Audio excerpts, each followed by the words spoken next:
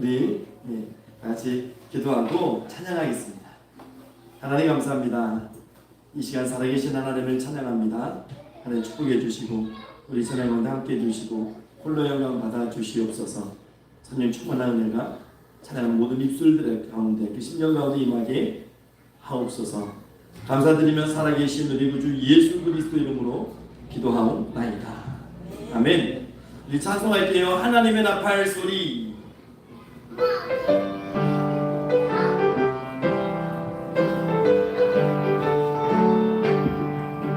하나님의 나팔 소리.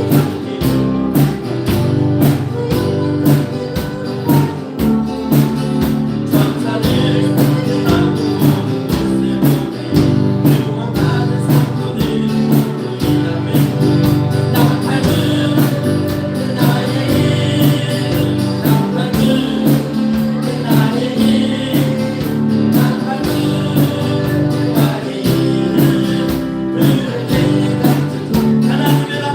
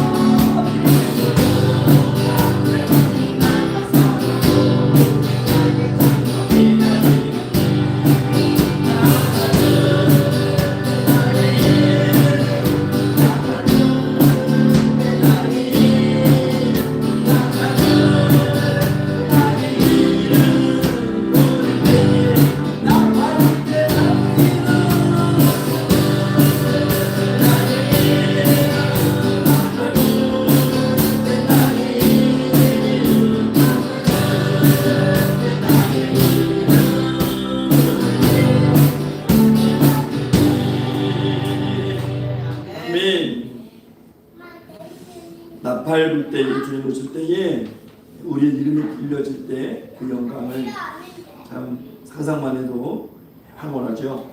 우리 이 시간에 사순절 기간입니다. 주님 내 안에 찬양하시면서 내 안에 죄와 허물들을 발견하고 회개한 찬양하며 회개했으면 좋겠습니다. 언제나 내 모습 너무나 부끄러워.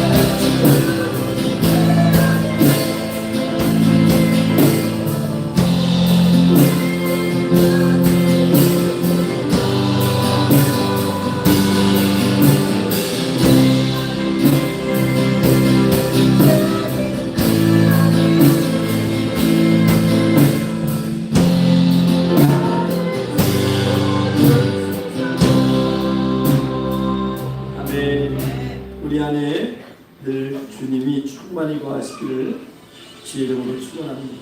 우리 이 시간에 예수 우리 왕이여 또 이 땅의 황무함을 오셔서 부흥 찬양하시고 예배를 위해서 우리 주의 전하시고 동성으로 기도하겠습니다.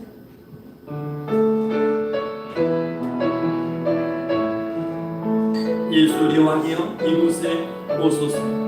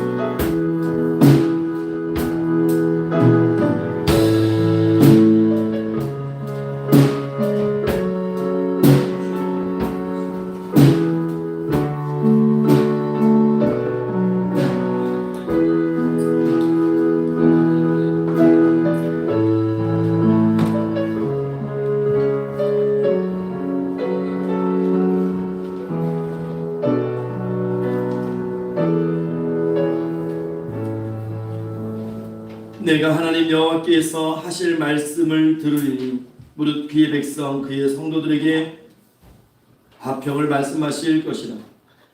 그들은 다시 어리석은 대로 돌아가지 말지로다. 진실로 그의 구원이 그를 경외하는 자에게 가까우니 영광이 우리 땅에 머무리이다. 인애와 진리가 같이 만나고 의와 화평이 서로 입맞추었으며 진리는 땅에서 솟아나고 의는 하늘에서 굽어보듯 여호와께서 좋은 것을 주시리니 우리 땅이 그 산물을 내리로다.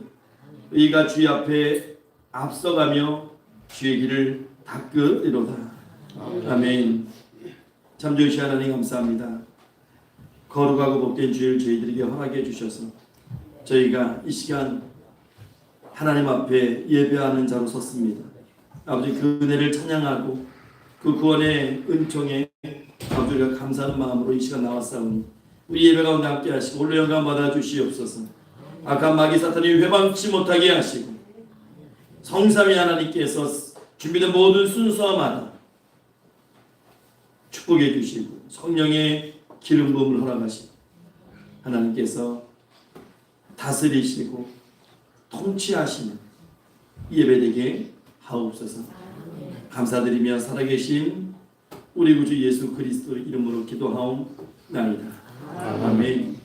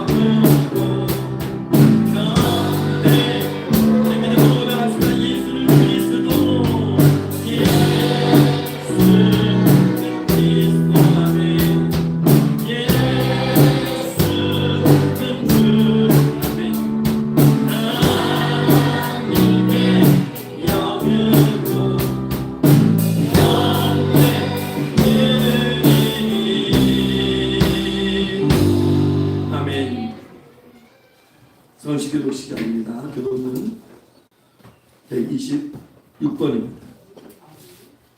교독은 126번 사순절 세 번째 말씀입니다. 여호와여 나의 영혼이 주를 우러러 보나이다. 나의 하나님이여 내가 주께 의지하였사오니 나를 부끄럽지 않게 하시고 나의 원수들이 나를 이겨 개가를 부르지 못하게 하소서. 주를 따라하는 자들은 수치를 당하지 아니하려고 바다 없이 속이는 자들은 수치를 당하리로다. 여호와여 주의 도를 내게 보이시고 주의 길을 내게 가르치소서. 주의 진리로 나를 지도하시고 교훈을 주소서. 주는 내 원하는 하심이시니 내가 주를 기다리나이다. 여호와여 주의 긍휼하심과 인자하심이 영원부터 있었사오니 주여 이것들을 기억하옵소서. 여호와여 내 젊은 시절의 죄와 허물을 기억하지 마시고 주의 인자하심을 따라 주께서 나를 기억하시되 주의 선하심으로 하옵소서. 여호와는 선하시고 정직하시니 그러므로 그의 도로 죄인들을 교훈하시리로다. 온유한 자를 정의로 주도하시며 온유한 자에게 그의 도를 가르치시리로다. 여호와의 모든 길은 그의 언약과 증거를 지키는 자에게 인자와 진리로다. 아멘. 우리 이 시간 다 같이 사도신경으로 우리의 신앙을 고백하겠습니다.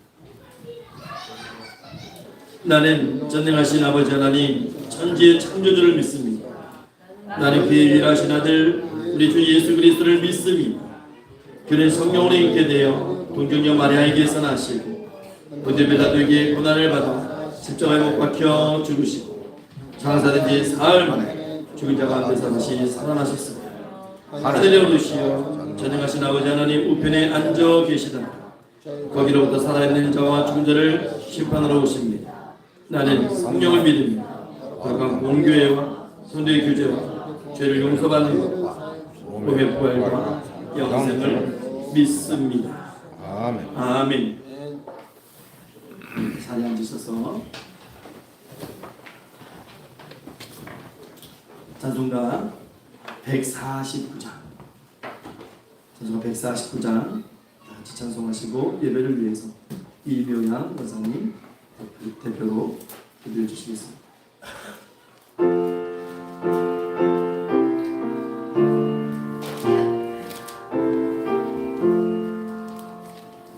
주 달려 죽은 십자가 우리가 생각할 때에 세상에 속한 욕심은 헛된 줄 알고 버리네. 죽으신 구주 밖에는 사랑을 말게 하소서. 보혈의 본노 힘입어 교만한 마음 버리네. 못 박힌 손만 보니 큰 자비 나타내셨네.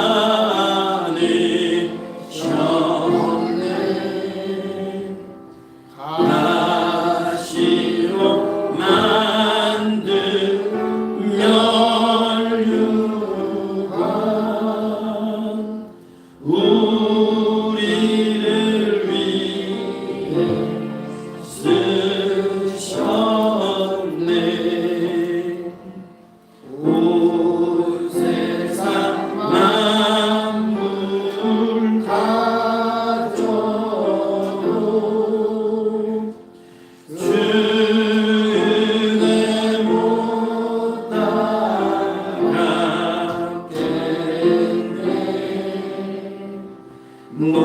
놀라운 사랑 아는 나 몸으로 죄 삼겠네. 아멘.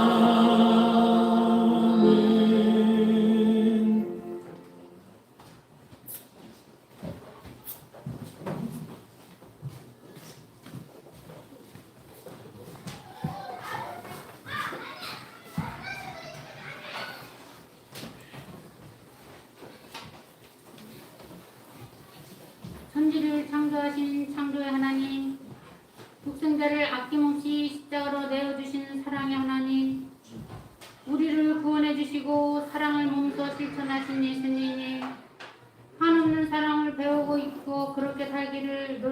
있습니다. 그러나 저희들은 예수님께서 말씀하신 7번씩 7번이라도 용서라는 용서를 못하고 세상의 사람들과 똑같은 삶을 살고 있습니다. 주님, 용서하여 주시옵소서. 그리고 주님의 말씀을 읽고 듣고 성령의 인도하심 따라 살 수 있는 큰 믿음을 주시옵소서. 아멘. 저희 평강교회를 사랑해 주시고 여기까지 인도해 주셔서 감사드립니다. 그러나 저희들은 더욱더 부흥에 갈망하고 있습니다. 전도의 열정과 기도의 힘과 능력을 받기를 원합니다. 더욱더 뜨거운 열망과 열정과 성령 받기를 원합니다. 아멘. 말씀을 읽고 깨닫고 말씀대로 살 수 있는 행동하는 큰 믿음을 주시옵소서. 아멘. 그리하여서 지역 사회를 복음화시킬 수 있는 큰 일꾼들이 될 수 있는 평강의 성도들이 다 될 수 있도록 축복해 주시옵소서. 아멘.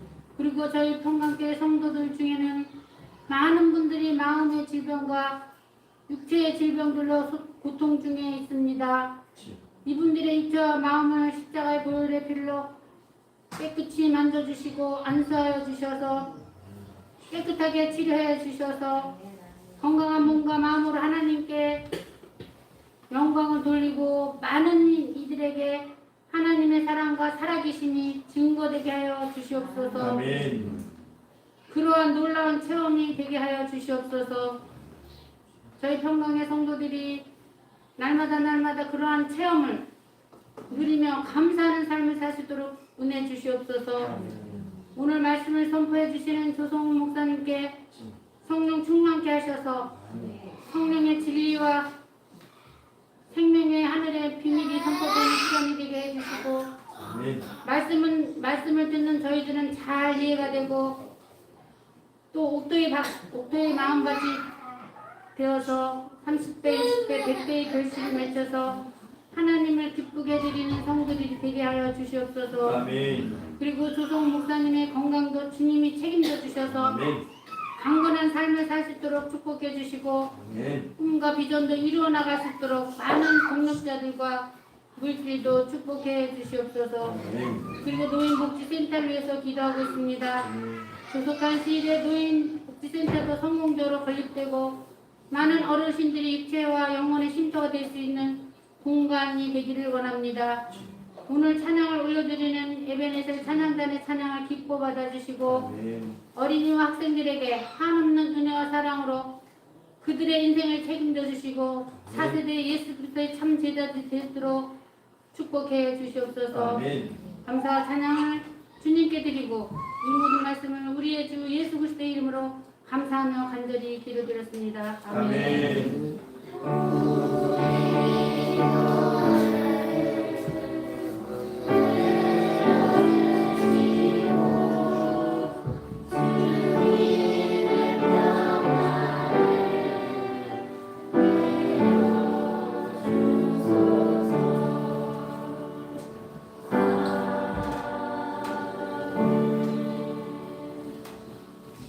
오늘 저희들이 다 같이 은혜 받을 말씀 마태복음 5장 6절 말씀입니다.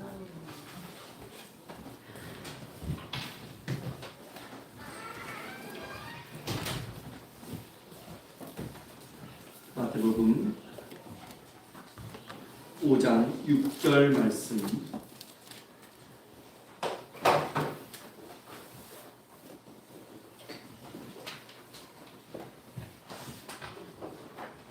마태복음 5장 6절 말씀입니다. 우리 한 절의 말씀인데요. 다 같이 한 목소리로 읽겠습니다. 5장 6절입니다. 시작. 의에 줄이고 목마른 자는 복이 나니 그들이 배부를 것입니다. 아멘. 시간 에베네셀 어린이 찬양단 찬양 읽겠습니다.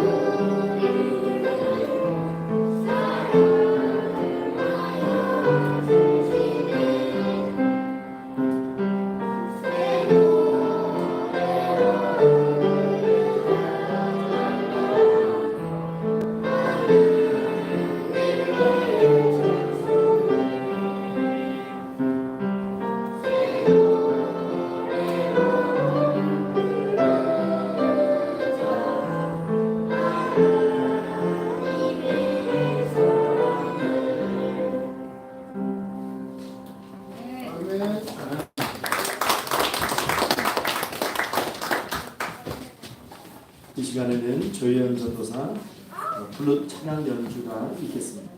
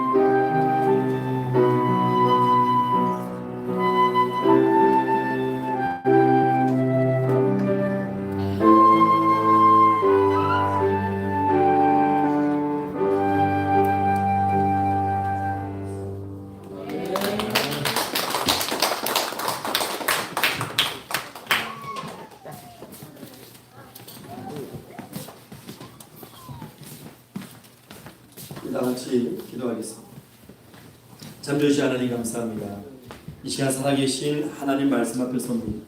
하나님 말씀으로 교훈하시고 말씀으로 깨닫는 은혜를 이 시간 함께 예배하는 모든 심령들에게 주시옵소서.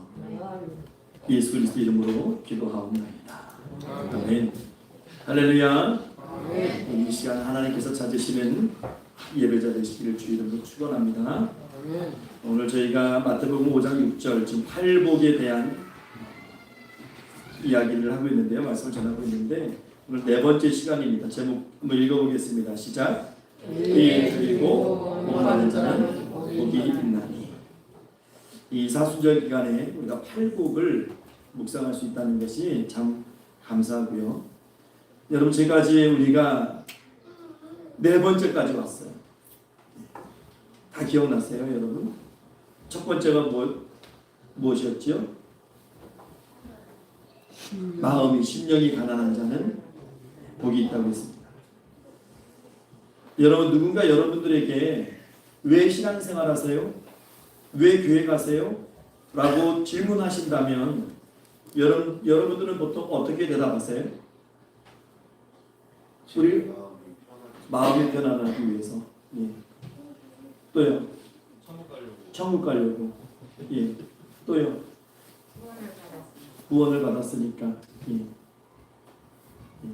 다 좋은 말들이에요. 그렇죠? 보통 대부분의 사람들이요. 왜 교회 다닙니까? 왜 예수님 믿습니까? 그러면 대부분 천국 이야기를 한대요. 천국을 가기 위해서. 근데 여러분 이 대답이 틀린 대답 아니죠. 근데 썩 좋은 대답 같지도 않아요. 제가 생각할 때는. 왜냐하면 물론 천국이 없다면, 천국에 갈 수 없다면 우리가 신앙생활하는 것 자체가 정말 무의미합니다만은, 근데 사실 천국이라는 것이 우리가 죽어서만 갈 수 있는 곳이라고 생각을 해요. 그러니까 자꾸 우리는 천국 가기 위해서. 그러면 우리가 정호창 선도의 답이 틀렸다는 게 아니고요. 대부분의 성도들이 90몇 프로가 그렇게 대답을 하는데, 그런 생각을 해봤어요. 그럼 우리가 죽어서 천국 가기 위해서 하는 것인가? 뭐 천국은 살아서는 경험하지 못하는 곳인가? 자, 우리가 첫째 팔복을 할 때 주님의 복이 있다 하시는 첫 번째가 심령이 가난한 자는 복이 있나니, 복이 뭐였어요? 천국이 그들의 것임이요. 이렇게 말씀하셨거든요. 근데 우리가 이게 번역이다 보니까 천국이 우리 거구나 라고 생각을 하는 거죠. 근데 이거를 원어적인 의미에서 보면요, 이게 현재형이에요. 그러니까 무슨 얘기냐면 심령이 가난한 사람들은 지금 천국에 있다라고 그렇게 번역을 해야 됩니다. 지금 천국에 있는 거예요. 그러니까 우리는 죽어서 갈 수 있는 곳이 천국이고 그렇게 오해하고 있는데, 이게 잘못하면 오류가 될 수도 있다는 거죠. 그러면 여러분 우리가 첫 번째 말씀을 나눌 때에 우리가 같이 생각했죠. 그러면 심령이 가난한 자가 누굽니까? 심령이 가난한 자가 누굴까요? 자신의 죄를 깨닫고 마음이 상하고 비통해진 사람이 심령이 가난한 자예요. 아, 나는 죄인이구나, 나는 이제 멸망받을 수밖에 없는 존재구나 라는 걸 깨닫고, 그래서 세리처럼 고개도 못 들고 하나님 앞에 이 죄를 용서해 달라고 기도하는 사람, 그 사람이 심령이 가난한 사람입니다. 그렇다면 우리는 어떻게 기도하고 있습니까? 세리처럼 뭐 매일 그렇게 못할지라도 하나님 앞에 기도하고 나의 죄인됨을 고백하고 용서를 구하고. 여러분 천국이라는 것이 하나님의 통치권이 있는 곳이 천국이에요.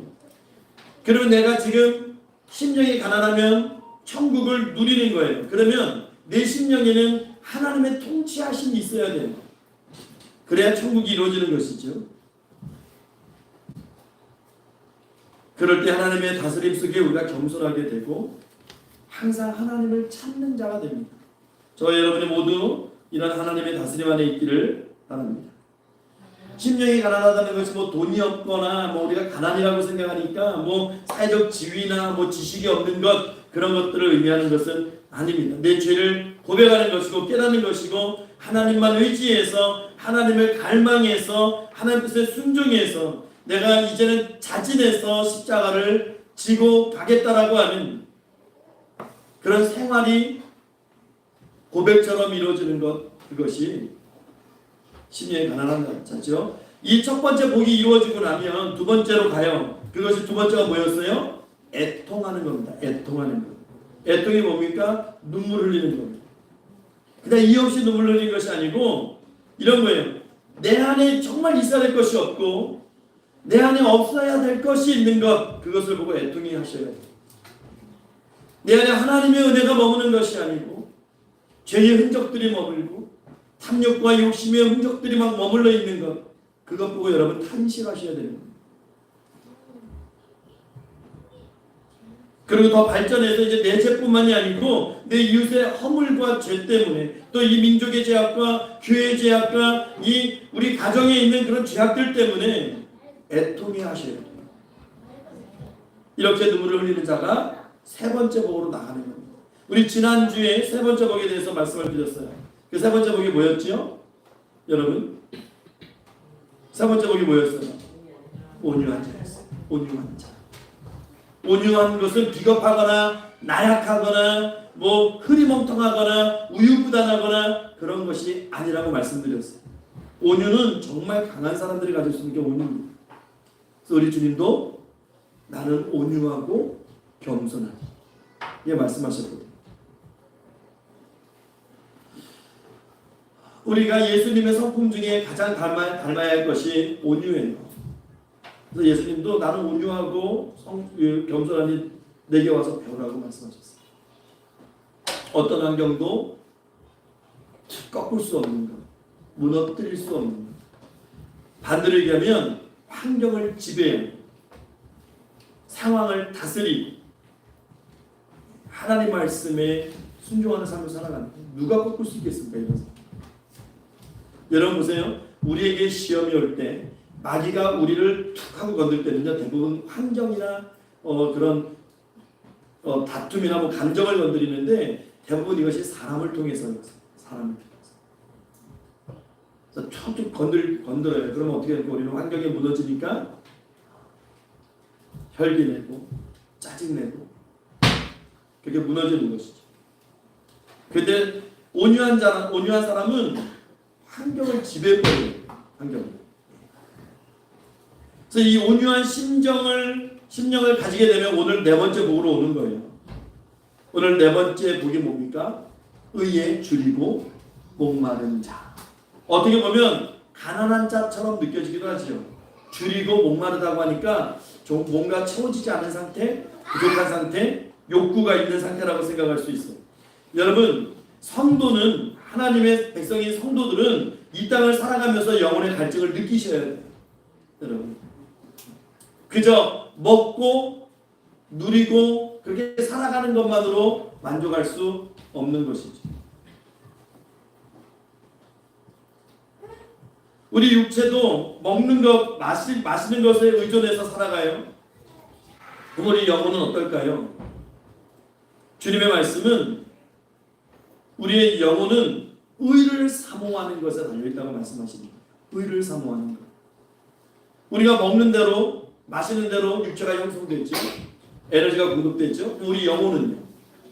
우리 영혼은 무엇을 먹고 마십니까? 그냥 육체가 건강하면 영혼이 건강하고, 뭐 육체가 좀 포만감을 느끼면 영혼이 포만감을 느낄까요?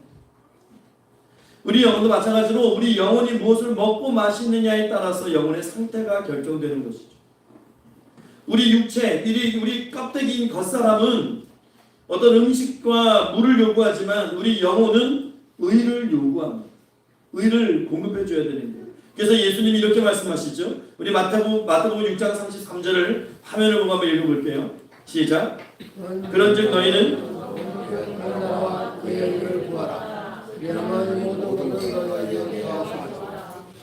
이 앞에 말씀을 여러분 대개 말씀을 꼭 성경을 읽었으면 좋겠어요. 세상 사람들이 요구하는 것, 세상 사람들이 필요로 하고 원하는 것, 우리 흔히 얘기하는 니즈, 그런 것들 예수님이 다 아시는데 예수님이 말씀하신 그런즉 너희는 먼저 구해야 될 것이 있고 나중에 할 것이 있다는 거예요. 먼저 그의 나라와 그의 의를 구하래요. 의를 구하래요. 그러면 그 긴 말씀이 정말 우리가 너무나 기다리는 말씀 아닙니까? 이 모든 것을 너희에게 더 하시. 그러니까 결국 뭐예요? 그런 우리가 요구하는 것, 우리가 원하는 것, 바라는 것들이 내가 하는 것이 아니라는 걸 주님께서 말씀하시는 거예요. 그런 것들을 내가 너희에게 더해 주는데 너희가 먼저 구할 것은 그것을 구하는 것이 아니고 하나님의 나라와 하나님의 의를 구하라는 거예요.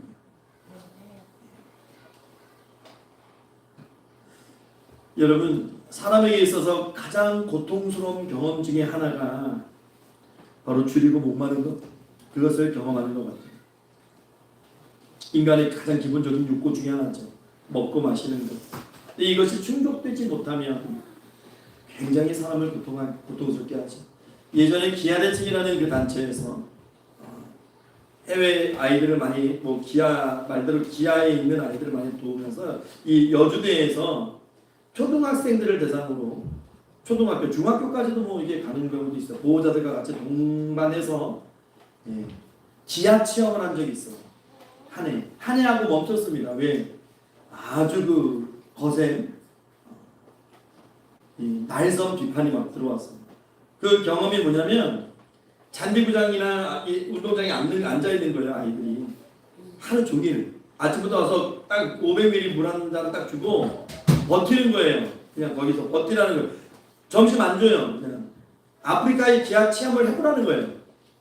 너무 고통스럽잖아요. 그래서 막 어른들이 야 이게 무슨 짓이야, 이거 학대 아니냐, 막 그런 얘기가 나와가지고 중단됐어요.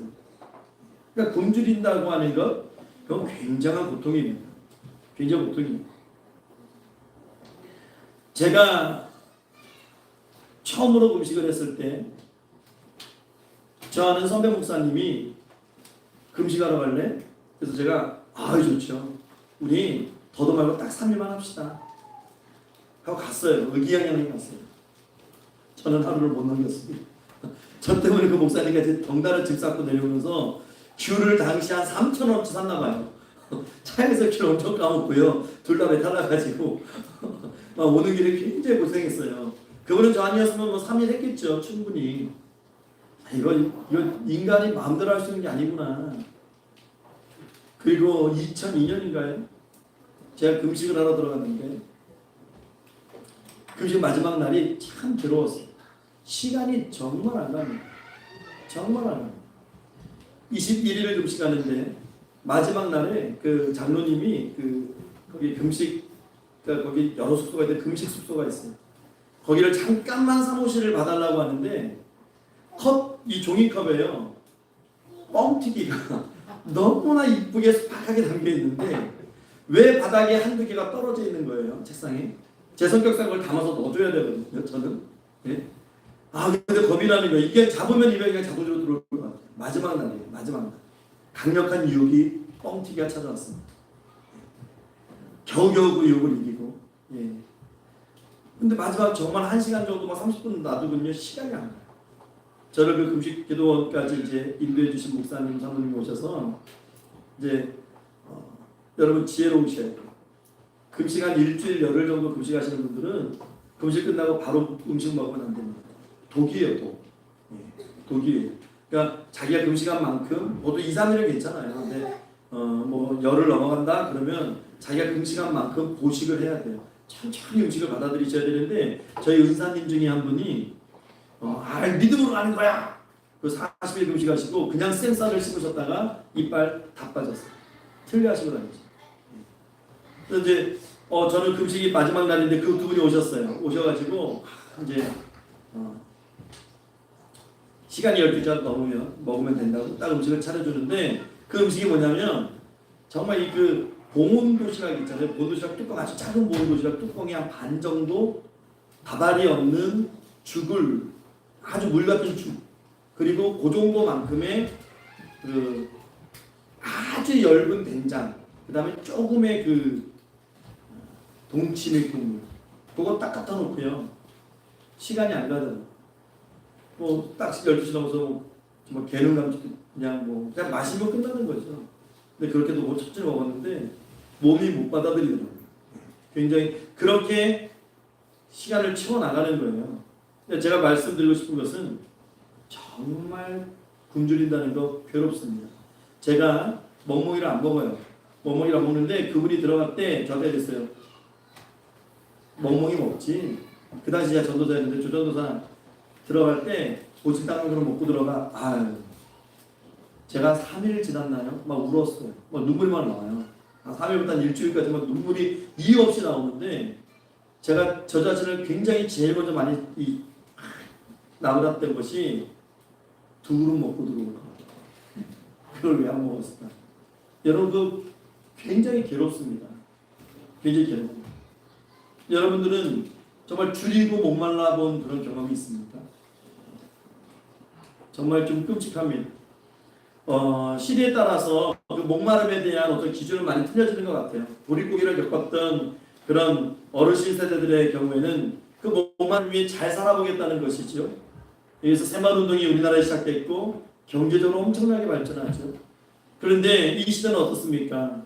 뭐 지식이나 뭐 배움에 대한 목마름을 갖고 있는 분들이 있어요.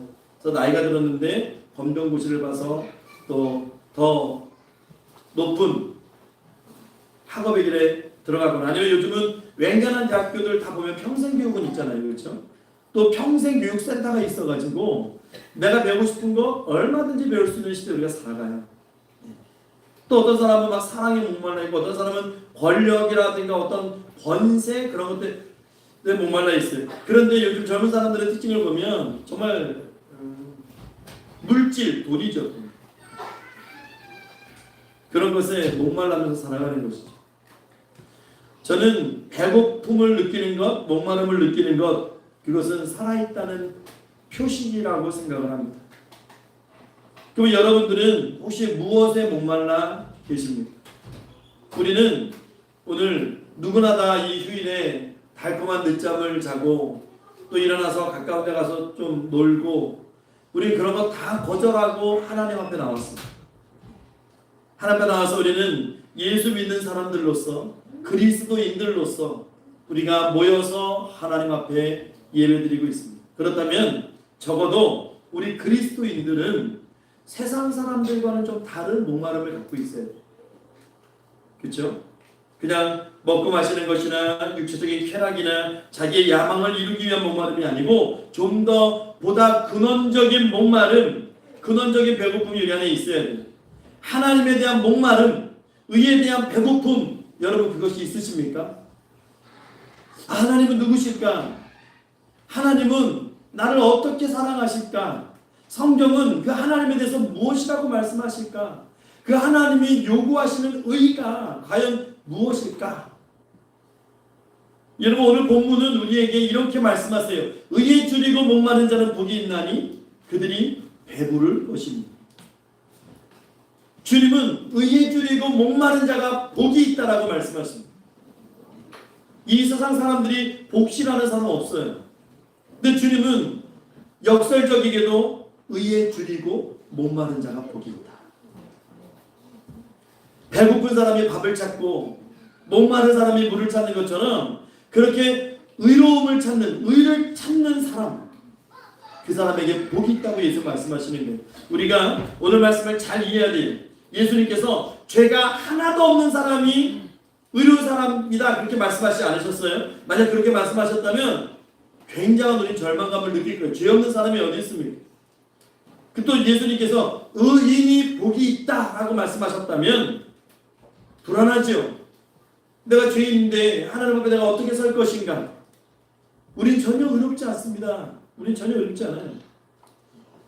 근데 주님은 의에 줄이고 목마른 자라고 말씀하셨어요. 그런 사람의 복이 있고 이게 굉장한 위로가 됩니다. 왜요? 우린 아직 의롭지 못한 것 같아요. 우린 아직 의인이 아닌 것처럼 느껴져요. 그럼에도 불구하고 의에 대해서 갈망을 가지고 의를 추구하는 것 이것이 얼마나 중요한가라고 주님이 말씀하시는 것이죠. 그렇습니다. 하나님은요 우리의 중심을 봐요. 지금 우리가 다 같이 모여서 예배드리지만 또 더 적은 교회는 더 적은 수가 모였을 거고 더 많은 교회는 더 많은 성도들이 모여서 한 자리에서 예배를 드리지만 하나님이 예배드리는 자 그 한 사람 한 사람의 심령 중심을 보시는 누가 의를 갈망하는지 보시는 거예요. 여러분, 사람은 누구나 죄를 짓습니다. 자신이 모르는 사이에도 죄 지을 수 있는 것이 사람이죠. 그런데 의에 대한 갈망이 없는 사람들은 죄를 짓고 반응이 이렇게 나타나요. 그냥 지나가면서 야, 나만 그렇게 살아? 다 그렇게 사는 거야. 나만 그랬어? 아니야. 다 그런 거야. 뭐 사람이 완전할 수 있겠어? 그렇게 자기 합리화시키고 정당화 속에서 그냥 죄 짓는 것에 무뎌지면서 살아가는 거예요. 자신의 죄를 대수롭지 않게 생각합니다. 누군가 자기의 허물을 조금이라도 들춰내면 그 사람을 공격하기 위해서 그 사람의 허물도 여지없이 드러내죠. 그런데 주님이 의롭다고 하는 사람, 의를 갈망하는 사람, 거기에 목마름을 느끼는 사람, 갈증을 느끼는 사람은 다르죠. 자신의 죄가 보이고 그 죄 때문에 견디지 못하는 거예요. 딱 탄식하는 거예요. 그냥 누가 자학하라고 얘기한 것도 아니에요. 그런데 어느 순간 내 죄가 보이기 시작해요. 나의 더러운 인생이 보이기 시작해요. 그러면서 나도 모르게 주님께 고백하기 시작해요. 하나님, 내가 왜 그런지 모르겠어요. 나도 이러고 싶지 않은데 주님, 자꾸만 뭔가가 내 안에 있는데 이게 마음대로 안 돼요. 내가 컨트롤할 수가 없어요, 주님. 그래서 내가 정말 괴롭습니다. 하나님, 나는 왜 그럴까요? 왜 이렇게 나는 무능할까요? 왜 나는 나조차도 어떻게 컨트롤할 수 없는 인생일까요? 하나님, 저는 이거 정말 버리고 싶은데 주님 도와주세요. 주님 도와주세요. 전 이렇게 죄짓고 살고 싶지 않습니다. 주님, 제가 자유할 수 있도록 주님 도와주세요. 막 안타까워 막 가슴을 치면서 기도하는 거죠. 여러분, 그런 경험 해보셨어요? 누가 내 죄를 지적해서가 아니고 내 스스로가 너무나 안타까운 거예요. 내 스스로가. 이것을 성경은 뭐라고 얘기하냐면, 설명할 때 의에 대한 갈망이라고 얘기하는 거예요. 의에 대한 갈망. 근데 이것이 여러분 보세요. 내 스스로 가질 수 있는 마음이 아니거든요. 이게 내 스스로 가질 수 있는 마음이 아니에요. 우리는 세상 살아가면서 어떻게 살아갑니까? 우리가 알면서도 죄질 때가 있으면서 슬쩍 넘어가기를 원하죠. 그냥 들통나지 않기를 원해요. 그것으로 만족합니다. 근데 성령이 내 안에 임하시면 견딜 수가 없는 거예요. 여러분, 한번 상상해 보세요. 어떤 사람이 있는데 그 사람의 모습을 보니까 아무것도 내세울 만한 게 없어요. 누가 봐도 행색이 남루하고 참 보잘것없고 아주 보기만 해도 가난하고, 그래서 그 사람은 애통이랍니다. 울 수밖에 없는 인생이에요. 그 인생이 하나님 앞에 나와서 막 기도하는 거예요. 하나님, 나 도와주세요. 하나님, 나 도와주세요. 막 하나님의 의를 갈망하기 시작해요. 근데 그런 사람을 주님이 복되다고 말씀하십니다. 그래서 우리 주님께서 이 땅에서 크리스천들이 가져야 되는 네 번째 복의 모습을 가지고 의를 갈망하는 자라고 말씀하십니다.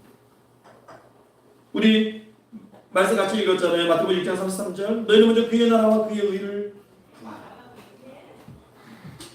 우리 주님은 우리가 의를 구하는 자가 되어야 된다고 말씀하십니다. 그런 사람이 돼도 되고 안 돼도 되는 것이 아니고, 여러분, 의를 구한다는 것은 내가 그 어떤 것보다도 우리의 관심은 오로지 무엇을 먹을까, 무엇을 마실까, 무엇을 입을까, 이것이 좀 더 확대돼서 우리는 얼마짜리 인생을 살아갈까, 그것을 구하는데 그것보다 더 우선적인 갈망이 그의 의를 구하는 것이라고 말씀하고 있습니다. 그래서 예수님께서는 제자들이 의로운 자가 되기를 원하셨어요. 서기관들이나 바리새인들보다 더 의롭기를 원하셨어요. 그럼 여러분 한번 생각해 볼까요? 무엇이 의입니까? 의가 도대체 무엇입니까? 의가 뭐예요? 옳은 것을 우리가 의라고 얘기합니다. 옳은 것. 이 말씀은 바른 것, 정직한 것, 그런 것과 통해요. 그걸 우리가 사회 통념상 의라고 얘기해요.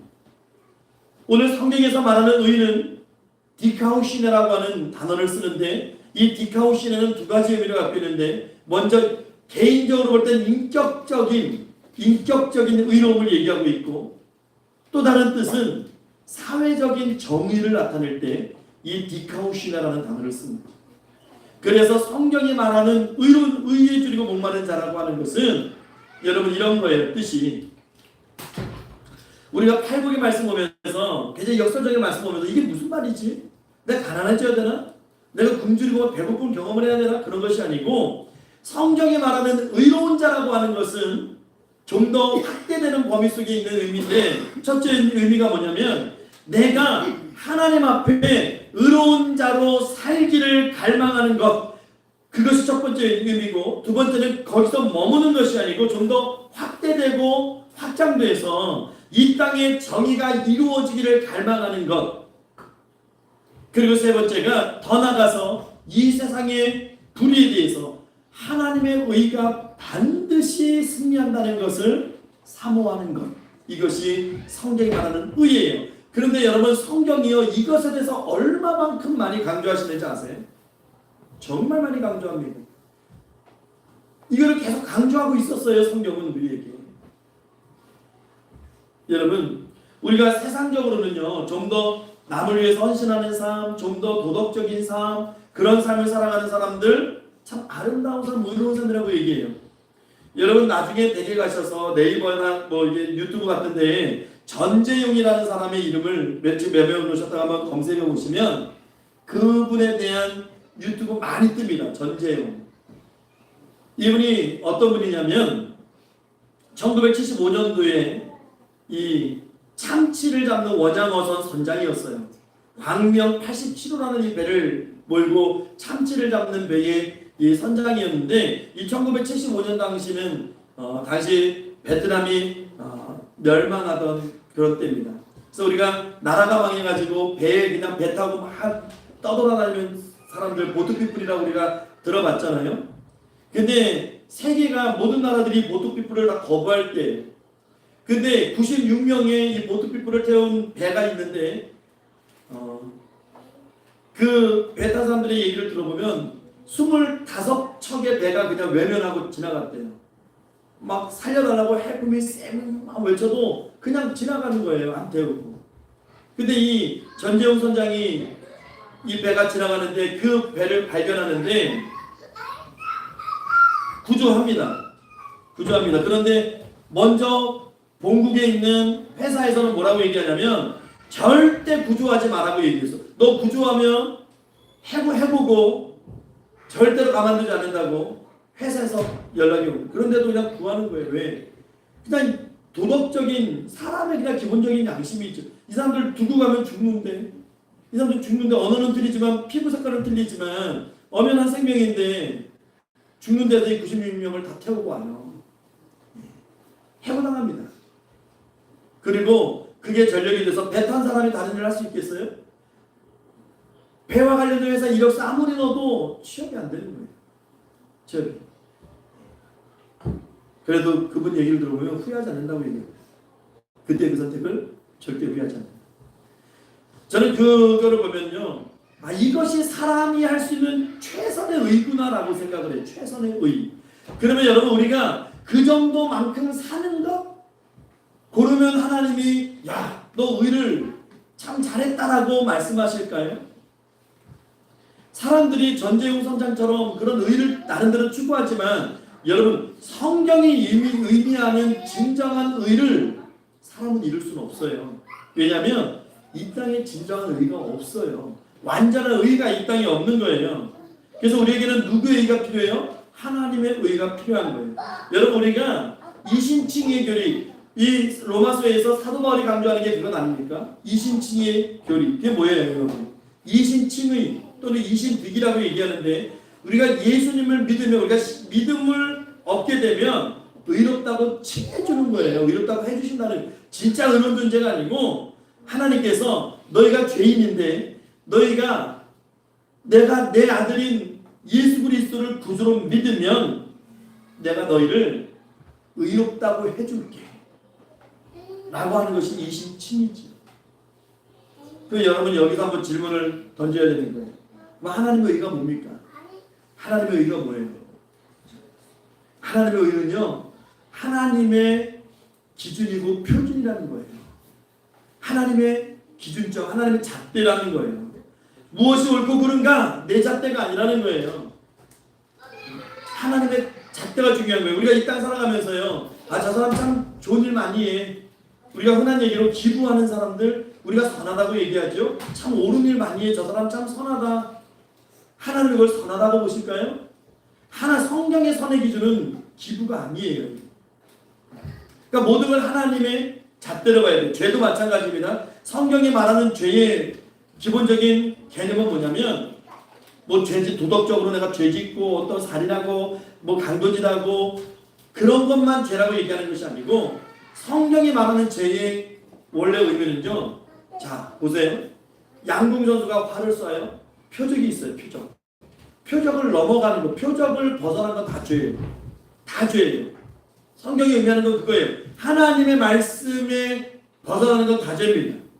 다 죄예요. 여러분, 어떤 사람은 인생에 자꾸 속도를 이야기하는데, 여러분, 방향이 잘못된 속도는 의미가 없는 거예요. 그렇지 않습니까? 방향이 잘못된 속도가 무슨 의미가 있습니까? 여러분, 하나님의 기준으로 살아야 돼요. 신구약 전체의 말씀을 한마디로 표현하면 하나님의 의입니다. 하나님의 의. 우리가 보통 의롭다고 하는 것을 뭐 옳고 바르고 뭐 정직하고 의리 있고, 하나님은 그렇게 보지 않아요. 우리가 의롭다고 생각하지만 하나님은 아니라고 말씀하십니다. 왜냐하면 타락한 인간에게는 본질적으로 완전한 의가 없습니다. 우리 로마서 3장 10절에서 12절 말씀을 읽어볼까요? 우리 로마서 3장 10절부터 12절 말씀을 읽어볼게요. 시작. 기록된 바 의인은 없나니 하나도 없으며 깨닫는 자도 없고 하나님을 찾는 자도 없고 다 치우쳐 한 가지로 무익하게 되고 선을 행하는 자는 없나니 하나도 없도다. 우리 인생들을 향한 하나님의 평가입니다. 의는 하나도 없어요. 사람의 의라고 하는 것은 그냥 걸레조각 같은 거예요. 사도 바울도요, 그걸 깨닫고 나서 빌립보서 3장에 보면 자기가 의롭다고 여겨봤는데 그런 모든 것들이 하나님 앞에 섰더니 뭐같이 느껴졌다고 얘기해요? 배설물. 더러운 배설물처럼 느껴진다는 거예요. 사도 바울. 그러면 오늘 본문에서 의에 줄이고 목마르다고 하는 것은 하나님께서 값없이 주시는 의를 갈망하고 사모하는 것을 얘기하는 거예요. 다른 말로 하면 죄로부터 해방되고 싶은, 죄로부터 자유로워지고 싶은 욕망, 그것이 의. 근데 여러분, 하나님이요, 사람에게 의를 굉장히 요구하십니다. 이게 문제가 뭐냐면 하나님이 우리 인생들에게 의를 요구하시는 거예요. 우리 미가서 6장 8절을 한번 읽어볼게요. 미가서 6장 8절 화면 보고 한번 읽어보겠습니다. 시작.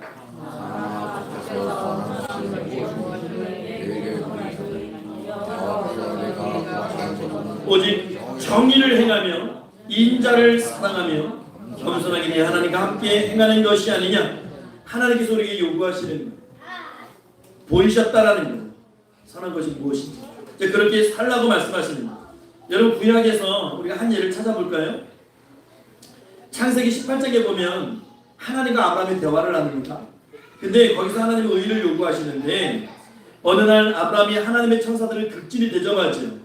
그랬더니 그들이 떠나기 전에 아브라함에게 두 가지 비밀을 가르쳐 주는데, 첫째가 아브라함에게 아들을 낳을 것이라는 것과 또 두 번째가 죄 때문에 소돔과 고모라가 심판을 받고 멸망한다는 거예요. 그 얘기를 듣고 아브라함이 좀 마음이 안 좋아요. 왜냐하면 소돔성에 자기 조카 롯이 살고 있어요. 그래서 하나님께 아브라함이 이렇게 질문하는데, 여러분 우리 화면 보고요, 한번 성경 읽어볼까요? 창세기 18장 22절부터 25절까지 하나님께 질문하는 아브라함의 이야기를 한번 읽어볼게요. 시작. 그 사람들이 거기서 떠나 소돔으로 향하여 가고 아브라함은 여호와 앞에 그대로 섰더니 가까이 나와 이르되 주께서 의인을 악인과 함께 멸하려 하시나이까. 그 성 중에 의인 50명이 있을지라도 주께서 그것을 멸하시고 그 50의인을 위하여 용서하지 아니하시리까. 주께서 이같이 하사 의인을 악인과 함께 죽이시면 부당하오며 의인과 악인을 같이 하심도 부당하니 세상을 심판하시는 이가 정의를 행하실 것이 아니니. 여러분, 아브라함이 너무나 이게 돌직구를 날린 거 아니에요, 하나님께. 그런데 이 질문이요, 하나님이 합당히 여기시는 질문이었어요. 어떻게 하나님이 정의로우시고 긍휼로우신 분이, 세상을 심판하시는 분이 악인들을 심판하는데 의인을 같이 죽이십니까? 이렇게 항변하는 것이죠. 하나님이 받아들이십니다. 좋아.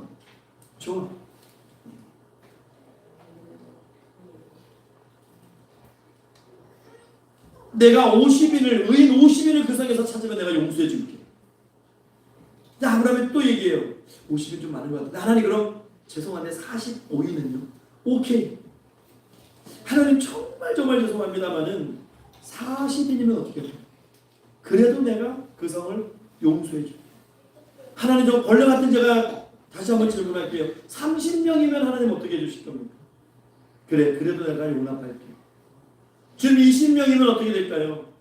그래 내가 용납할게. 하나님 정말 제가 마지막으로 말씀드릴게요. 10명의 의인이 그 성에 있다면 하나님 어떡하시겠습니까?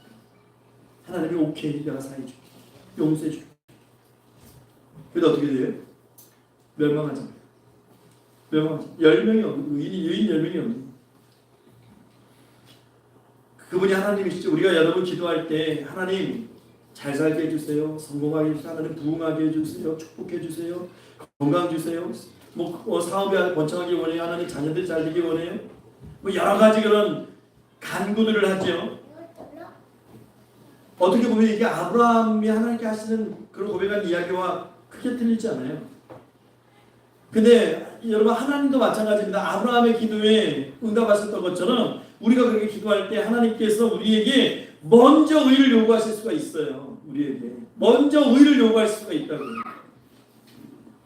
예레미야 5장 1절 한번 읽어볼까요? 예레미야 5장 1절 한번 읽어볼게요. 시작. 너희는 예루살렘 거리로 빨리 다니며 그 넓은 거리에서 찾아보고 알라. 너희가 만일 정의를 행하며 진리를 구하는 자를 한 사람이라도 찾으면 내가 이 성읍을 용서하리라. 여러분 예루살렘이 망한 이유는 정치적으로 경제적으로 혼란하고 그 사람의 눈에 보이는 모습이고요. 성경이 이야기하는 것은 한 사람의 의인이, 그 성에 한 사람의 의인도 없었다는 거예요. 하나님 보시고, 여러분 하나님은 오늘도 의로운 자를 찾으십니다. 의로운 교회를 찾고 있고 의로운 사회를 찾고 있고 의로운 국가를 원하시고 계시는 거예요. 그러면 의에 줄이고 목마르다고 하는 그 뜻이 무엇이냐? 단순히 몇 개 못 먹은 갈증과 배고픔? 아닙니다. 성경 원어의 뜻은요, 그냥 단순히 우리가 느끼는 배고픔이 아니에요. 거의 아사 상태에 놓여있는 상태를 얘기해요. 거의 빈사 상태에 놓여있는 거예요. 이것을 어디서 우리가 잘 볼 수 있냐면요, 누가복음 15장이 나오죠. 우리가 흔히 얘기하는 탕자의 비유, 잃어버린 아들의 비유죠. 아들이 부모의 재산 받아가지고 허락당하게 다 썼어요. 이제 재산도 없어요. 친구도 떠나갔어요. 건강도 없어요. 그 당시 유대인들이 가장 더럽게 여기는 짐승 중에 하나, 돼지가 먹는 쥐염 열매도 먹을 수 없는 상황이 됐어요. 이 사람이 생명의 위협을 느낍니다. 나 이렇게 죽는구나.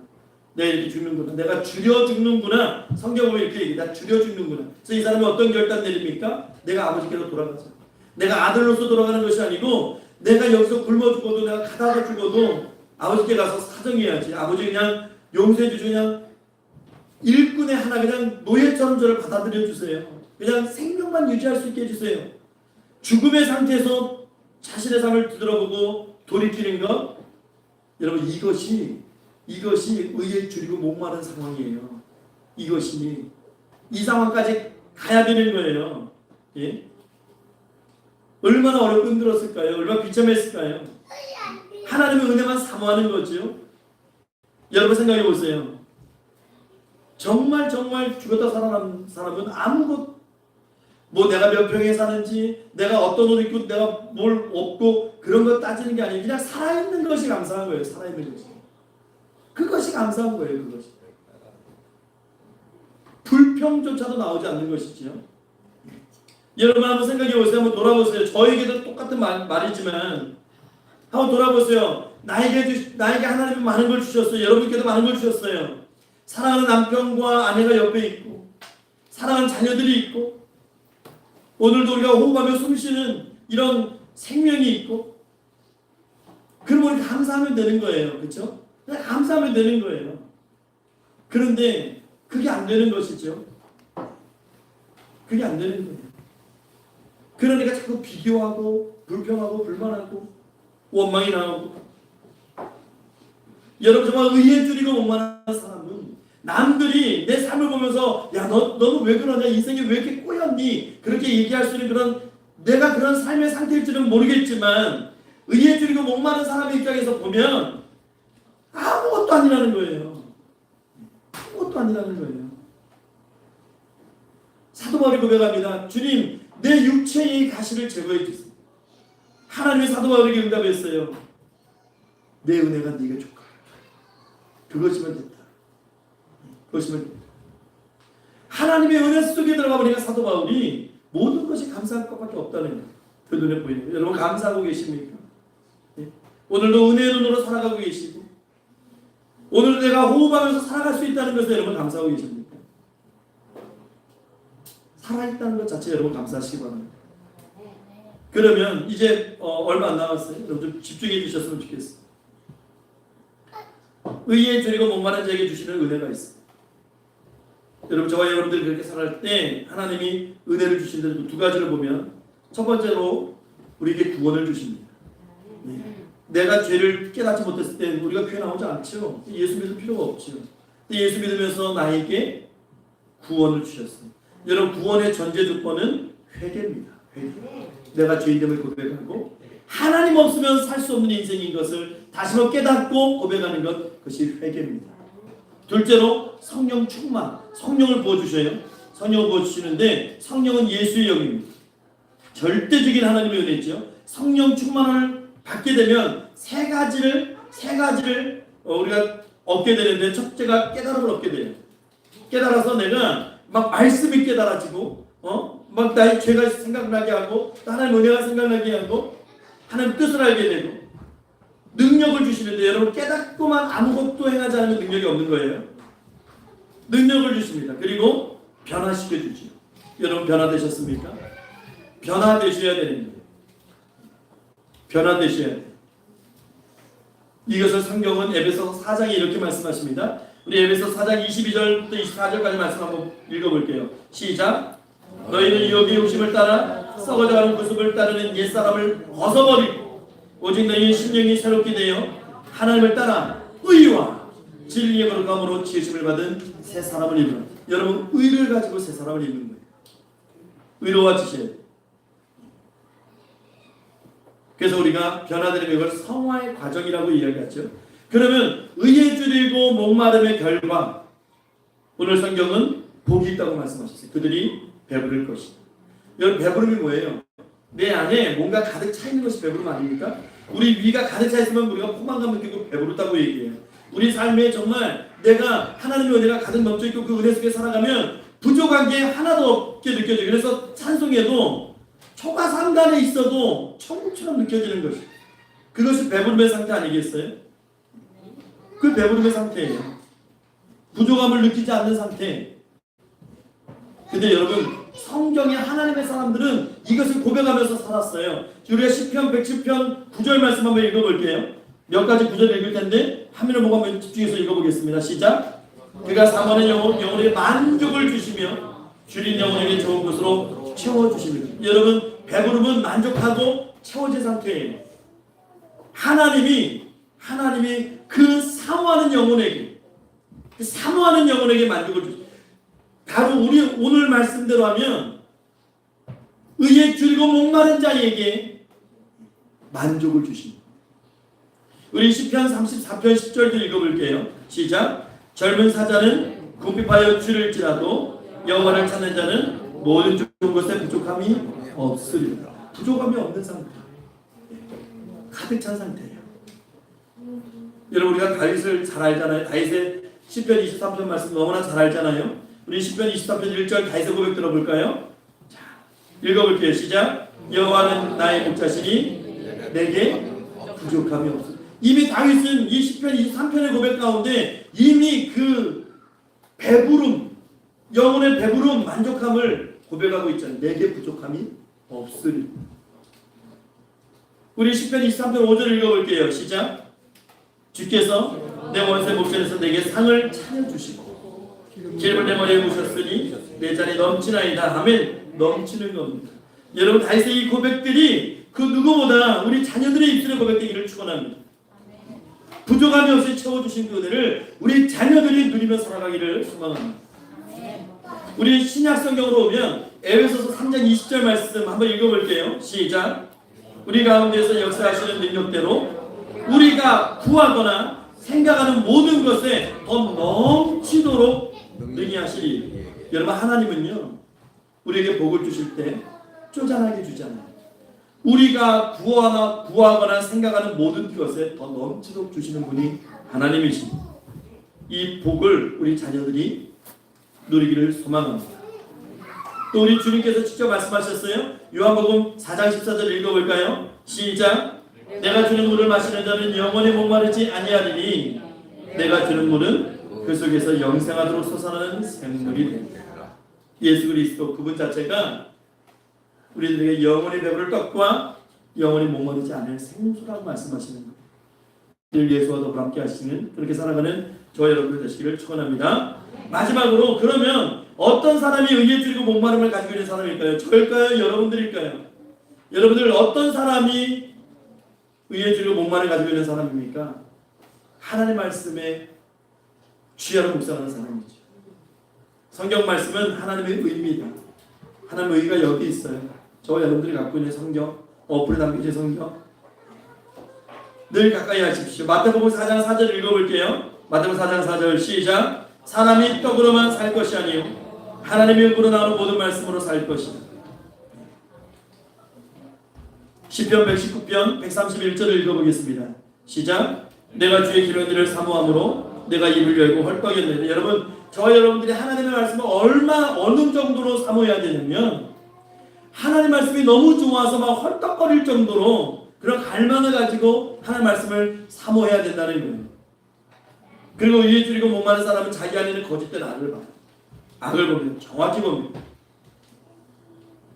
그래서 늘 하나님 앞에 무릎 꿇고 회개하죠. 여러분, 항상 내 자신이 옳다고 주장하고 변명하는 사람들, 남을 쉽게 판단하는 사람들, 아직도 하나님의 의 대신 자기 의를 의지하고 살아가는 사람들이에요. 또 이 하나님께 나아가서 기도하는 사람들이 하나님의 의에 목마르고 굶주린 사람들입니다. 당연히 기도할 수밖에 없죠.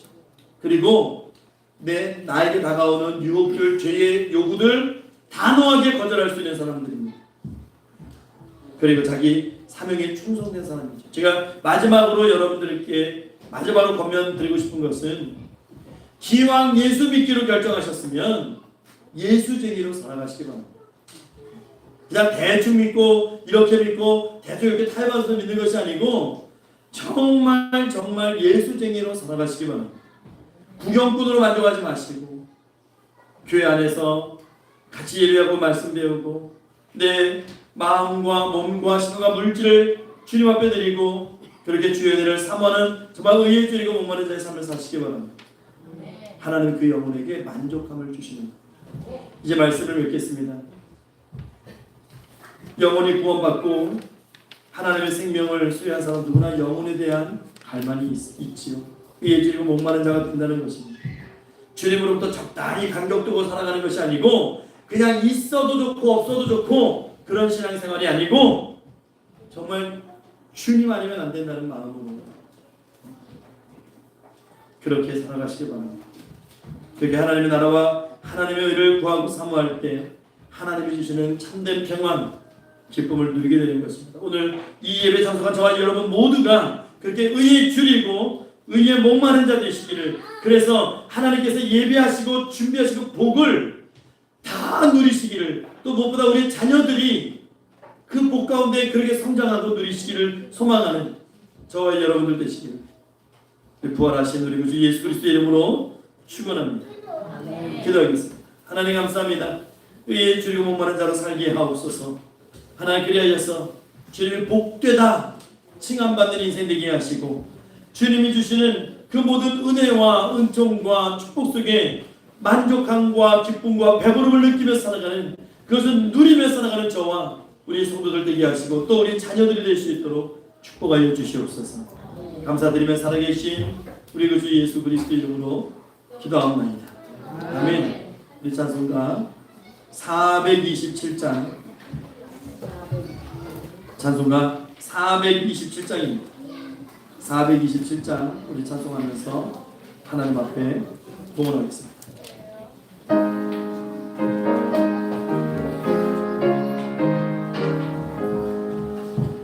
마음 가난한 사람 복이 있나니 천국이 그들의 것이미요 늘 애통하느니 복이 있나니 그들이 위로를 받으리라. 온유한 사람 복이 있나니 그 땅이 기업이 될 것이요 늘 사모하니 복이 있나니 그들이 배부를 것이로다. 긍휼히 여기며 복이 있나니 긍휼히 여김을 받으리라. 마음 정결한 사람 복이 있나니 그들이 하나님 볼 것이라.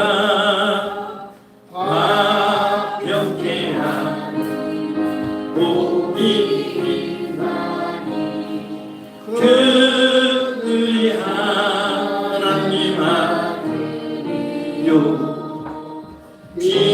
깃발을 받는 복이 있나니 천국이 그들 것이니라. 주 위에 욕보 복이 있나니 하늘의 큰 상을 받으리라. 성부와 성자와 성령께 영광 영원히 돌리세. 할렐루야. 아멘. 같이 봉헌 기도하겠습니다. 잠조시 하나님 감사합니다. 우리 사랑하는 평강의 성도님들, 이 시간 하나님 앞에 그 구원의 은혜에 감사하여서 아버지 감사하는 마음으로 즐거이 준비하여 하나님 앞에 예물을 드립니다. 아버지 예물 기뻐 받아주시고 아버지 흠양하여 주시옵소서. 아버지 연복에 손댄 하나님의 백성들의 삶을 기억하시고 하나님 그들의 삶 가운데 늘 풍성한 은혜로 채워주시되 그들이 이 땅 살아갈 때 건강 때문에 물질 때문에 시험에 들지 않게 하시고 늘 베풀며 하나님을 증거하는 복된 삶, 풍성한 삶을 누리며 살아갈 수 있도록 은혜 더하여 주시옵소서. 하나님, 하나님 앞에 바쳐진 이 귀한 예물이 하나님이 원하시는 곳에 쓰임받는 예물 되기를 원합니다. 아버지 귀하게 사용하여 주시고 아버지 열매 맺는 복된 예물 되게 하옵소서. 쓰임받을 때에 부족함 없도록 오병이어로 그 역사하심으로 하나님 친히 채워주시옵소서. 감사드리옵 살아계신 우리 주 예수 그리스도의 이름으로 기도하옵나이다. 아멘.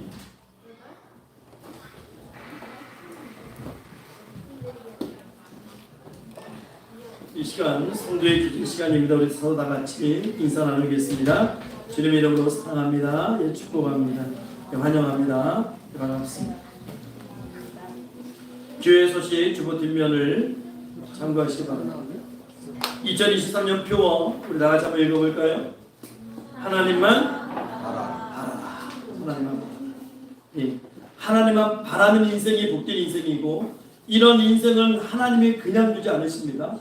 하나님이 책임지시고 하나님이 채우시고 하나님이 인도하시고 모아서 함께 하실 줄 믿습니다. 하나님 주신 말씀 주신 교회 중심 신앙생활 하시고 우리 교회 목표에서 늘 기도하며 전도하는 우리 성도님들 되시기 바랍니다. 노인복지시설 설립을 위해서도 늘 기도해 주시고요. 3월입니다. 주님의 십자가를 깊이 묵상하는 경건한 3월 보내시기 바라고, 주일학교와 학생부와 청년부의 부흥과 교회 재정을 위해서도 늘 기도해 주시고요. 지금 사순절 기간입니다. 경건하게 주님의 십자가에 관한 묵상하면서 보내시기 바랍니다. 허설림 선도의 출산 회복, 또 정인아 유아의 건강한 성장을 위해서 기도해 주시고, 한주 집사님, 안칠성 집사님의 장남 한성택 집사님 건강 회복 위해서도 기도해 주시기 바랍니다. 많은 찬양팀을 위해서 기도해 주시고, 평강시 마지막에 동참해 주시고, 성경 읽기, 성경 쓰기, 성경 암송에 모두 참여해 주시기 바랍니다. 우리 교우들을 위해서 서로 이 시간 주의 이름을 부르고 기도하실 때 특별히 여러분 윤광호 성도님 위해서 기도해 주시고, 지금 요양원에 들어가셨습니다. 기도해 주시고, 96세십니다. 연로하신데 요양원에 들어가 계시고 치매가 심해서, 또 제남년 집사님 지금 동일하게 96세신데 지금 건강이 안 좋아서 예배 참석을 못하고 계십니다. 또 어설림 성도들을 위해서 여러분 특별히 기도해 주시기를, 좀 출산 후에 온전한 회복을 위해서, 또 정인한 유아도 잘 자랄 수 있는 그런 은혜, 그런 걸 소망하면서 우리 다 같이 주여 외치시고, 짧은 시간이지만 여러분 다 같이 사랑하는 마음으로, 우리 가족이다 생각하시고 사랑하는 마음으로 통성으로 기도하겠습니다. 주여! 하나님 감사합니다. 아버지 하나님, 오늘 특별히 간절히 기도하옵기는 유광호 선생님, 천하면 선생님, 아버지 하나님 연로하셔서 이제는 아버지 기력이 다하였어. 아버지 하나님 이것은 나오지 못하고, 아버지 하나님 그렇게 요양원에 또 되게 계시고, 아버지 위로하시고 함께 하셨어. 주님 모습이 주는 기력 허락하셨어. 아버지 앞에 서는 그 순간까지 아버지 예배하며 분함이 없는 아버지 그런 우리 손을 되게 하시고, 아버지 안에 또한 어설의 손도 온전히 지켜주시고, 정인의 이와도 아버지 강건하게 자라실 그들을 주시옵소서. 하나님의 시간 간절히 낳고 바랍니다. 숨기는 원사님 아버지 강건을 허락하시고, 안식 제사님도 강건히 허락하시고, 디스코드 깨끗하게 하시고, 유관 수사님도 아버지 강건함 허락하셔서 아버지 하나님 아버지 부족하지 않도록 아버지 하나님 지켜주시고, 아버지 하나님 하사드사님 혈액암 깨끗이 고쳐주셔서 아버지 이 마지막 때에 하나님의 진정한 아버지 간증자로 쓰임받게 하옵소서. 주님 최수사님 어제도 깨끗한 것으로 인성기사님 먹을 때 건강 지켜주셔서 쓰러지 않도록 잡아주시고, 아버지 함께해 주시옵소서. 주님 축복해 주시고, 아버지 정인아이와 또 아버지 하나님 가선이도 축복하셔서 건강 잡아주시고, 우리 섬기는 공동체들도 풍성한 은혜 가운데 하나님 부흥 증거할 수 있는 복된 것들로 하나님 앞에 세움받게 하옵소서. 우리 이 시간에 다 같이 일어나셨습니다.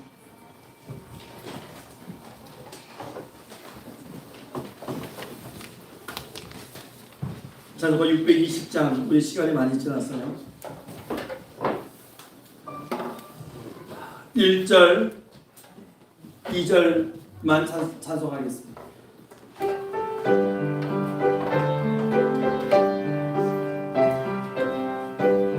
여기에 모인 우리 주의 은총 받은 자야, 여기에 모인 우리 주의 은총 받은 자야, 아멘.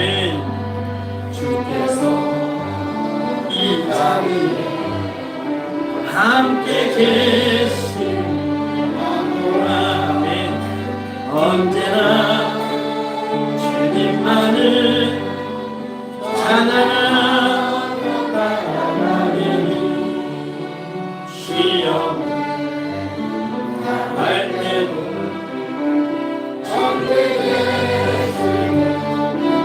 아멘. 이 믿음 더 굳세라. 주가 지켜주신다. 어둠 밤에도 주의 밝은 빛 안겨주신다. 주님이 뜻하시니 헤아리기 어렵거나 언제나 주께 내가 있으므로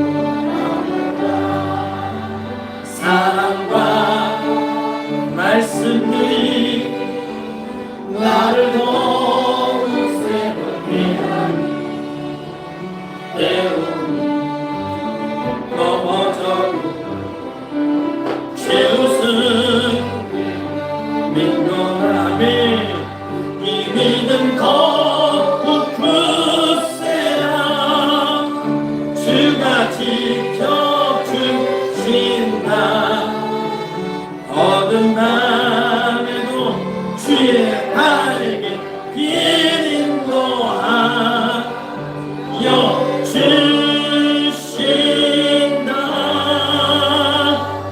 아멘. 축도하겠습니다.